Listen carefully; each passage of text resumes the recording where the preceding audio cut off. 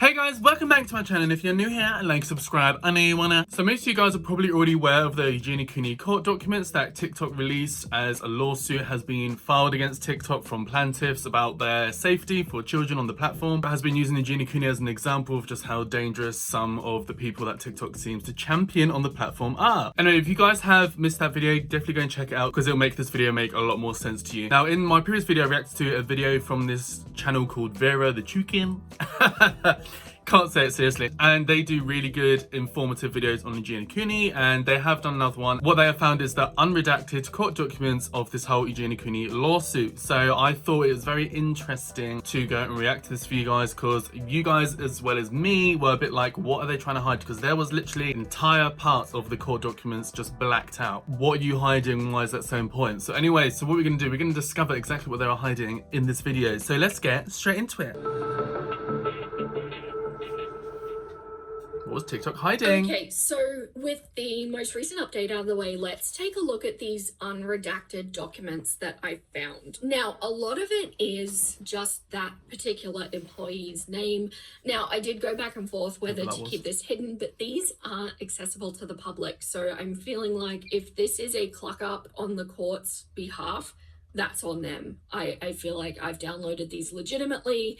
They are available to everybody. And so I'm just showing you literally what is on those documents. Okay, so if my channel disappears and Vera's channel disappears, you know why. But as always, like, don't go finding these people, don't go contacting these people. That's not what this is about. This is just their legal stuff, okay? All right, so what I've done is I've taken the original document that I did my last video on, and then I've taken this second document, which is listed in my description if you want to look at it. And I just want to have a look side by side because there were some huge redacted parts. So the first one is at the top of page 4. We can see 2 black lines here. Now, one of them is a name, but the other one, specifically discussing point 1, TikTok's relationship with EUGENIA COONEY, a TikTok creator suffering from a condition, who TikTok blank, who TikTok what? Who TikTok managed, paid, and promoted. That's what TikTok wanted redacted. Are you kidding me? Are you clucking kidding me? Think about those words and what they mean. Managed, paid, and promoted. Yeah, so that just confirms everything that everybody thought, that TikTok is definitely championing EUGENIA COONEY, and that's the whole reason why these plaintiffs are using EUGENIA COONEY in this lawsuit against TikTok. And that's why they obviously wanted to redact that. That is critical for the plaintiff's argument about whether or not harm is imposed on minors watching this content. Basically, if the plaintiffs can prove that TikTok was aware of the condition, and then they can prove that TikTok actively managed, paid, and promoted her after knowing that, that is a really big problem for TikTok to overcome. Yeah, which they now can. I mean, TikTok's kind of like confirming that themselves at this point. Also on page 4, this is just above the photos that the plaintiffs had included. So images of Ms. Cooney are below blank. In TikTok's own words, Ms. Cooney is a whole lot of blanks. So what is she? And then a little bit further down, TikTok brought her into its inner circle blank at branded events, including TikTok's live programming and TikTok's live battles entitled Road to Superstar.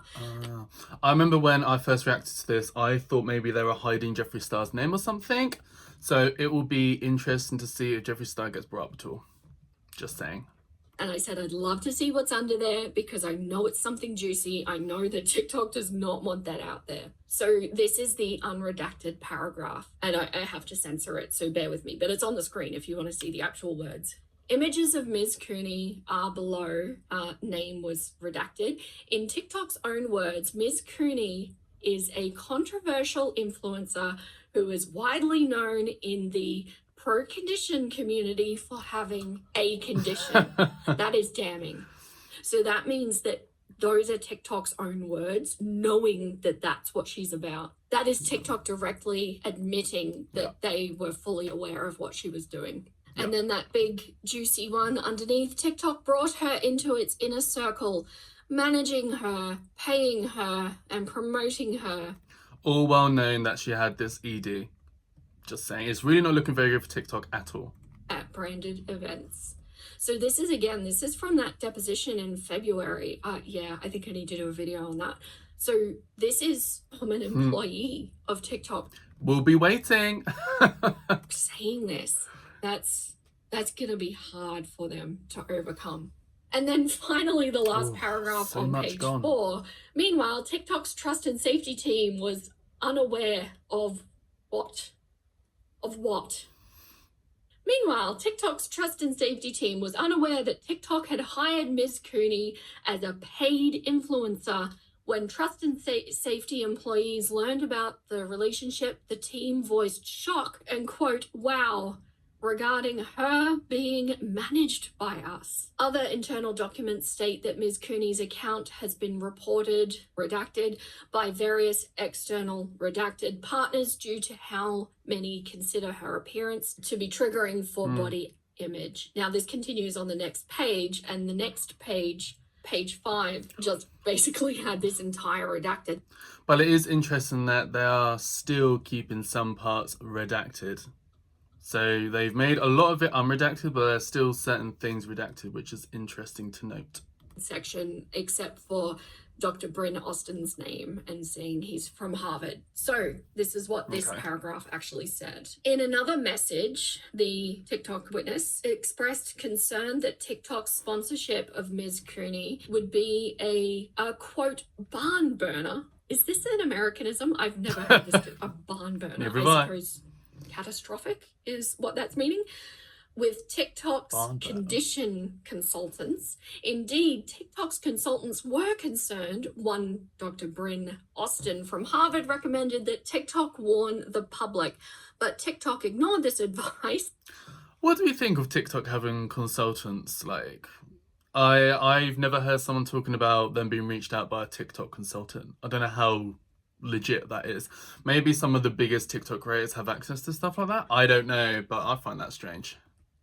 And then it goes on to say TikTok feared blank. That's still redacted. I can't find that sentence. But it goes on to say, further, TikTok discussed how to handle media inquiries concerning Ms. Cooney's health, and in the event of her unaliving, oh, wow, they even have gone this far. Potential online tributes and glorification.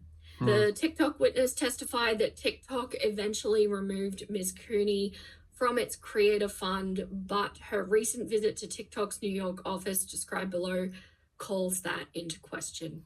So does this not solidify even more as to why Eugenia is experiencing a ban on her account, or at least being told you absolutely cannot upload, because she is a walking liability for them at the moment. And as I went into detail in my previous video, not just for TikTok though, I think for all social media platforms, and that's why Eugenia Cooney is not seen posting on literally anything other than Lemonade. But I think Vera speaks about that briefly, so I will save my pins on that for later. They can't just delete her account because that can be seen as destroying evidence, but they can't let her keep posting either because she's a barn burner. It's a really bad situation for TikTok to be in. And the only other unredacted section is at the bottom of page 7. Quote, worse, plaintiffs asked the court to compel the TikTok defendants to produce, again, documents concerning events from over a year ago that the TikTok defendants have already produced, and in these cases, blank.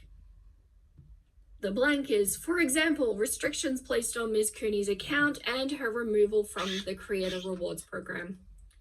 So what all of this is saying to me is, taking into account the current update as well. I said in my last video that surely if Eugenia and her family can prove that this isn't the condition that we think it is, then all of this goes away, right? Because then all of a sudden you're condemning somebody with a condition that potentially doesn't harm people, although that also brings into question intent, doesn't it? Oh, that's a whole philosophical rabbit hole. Also, Eugenia Cooney's family, they can't somehow prove that it isn't what it is. Like, Eugenia Cooney is so obviously sick that how can you deny that? It's impossible. So it's very much an impossible mission for the families to try and make out she doesn't have an ED at this point. So that I could delve. Let's not for this video, let's for another one. Okay, so if we can then conclude that the condition that Eugenia has is the condition that we think it is. And we are also now able to conclude that TikTok has been removing her from creator rewards programs. I do feel like that does kind of imply that we know why she's not online. Now, I have had people asking me, well, this is just TikTok. Why isn't she on YouTube? Why isn't she on it? I think this is where she gets into all the other social media platforms and why Eugenia Cooney is still posting Eliminate.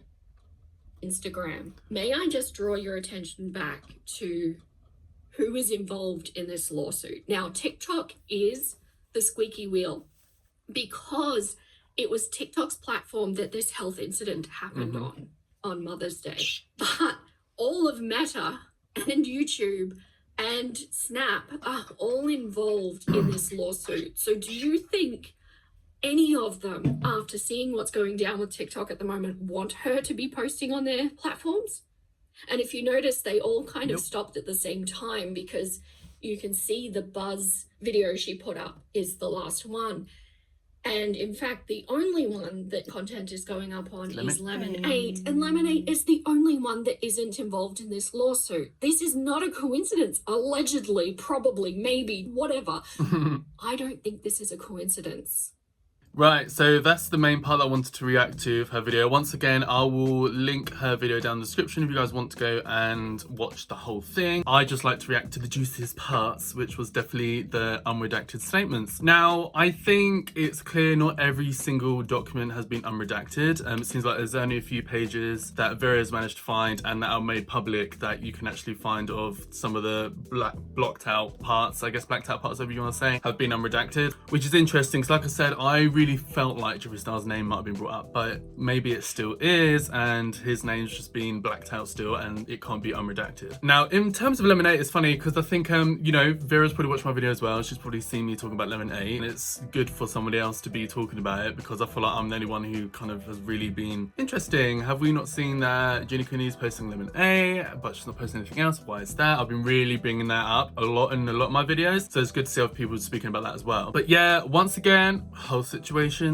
seems really messy. Who knows how this is going to play out. Like I said, I cannot see Eugenia Cooney come back to social media anytime soon. Maybe on Lemonade, but if you guys have watched my previous videos, I've also said Lemonade is not monetized, so I don't understand how Eugenia Cooney is getting money from Lemonade, because I don't think she is. I don't think it's possible yet for her to be monetizing Lemonade, unless Lemonade has given her some kind of contract, which is what a lot of platforms do. If they're trying to get more well known, they will like pay, you know, big influencers to use their platform. Lemonade will know that Eugenia Cooney is a hot topic, so they might give her like, you know, a sign-on fee or something. But also, if my memory serves me correctly, Lemonade is also governed by the same platform that governs TikTok, ByteDance, however you pronounce it. So it's so strange because ByteDance is technically involved in a lawsuit, but only TikTok. So I guess ByteDance can still get Eugenia Cooney on their Lemonade because it's not involved in the lawsuit, even though ByteDance is technically in the lawsuit, but I think only via TikTok. So I guess it's okay for Eugenia Cooney to be on Lemonade. You know, it's all very strange. I would not be surprised if Lemonade somehow gets their own lawsuit or something happens with Lemonade, if I'm honest with you. But anyway, guys, that is the current update on the Eugenia Cooney lawsuit. Let me know down below what do you guys think of all this mess. I want to hear from you guys. Let's have kiki, let's have a chit chat. And that's everything for this video, guys. So like and subscribe to my channel for more of me. I know you want to, baby.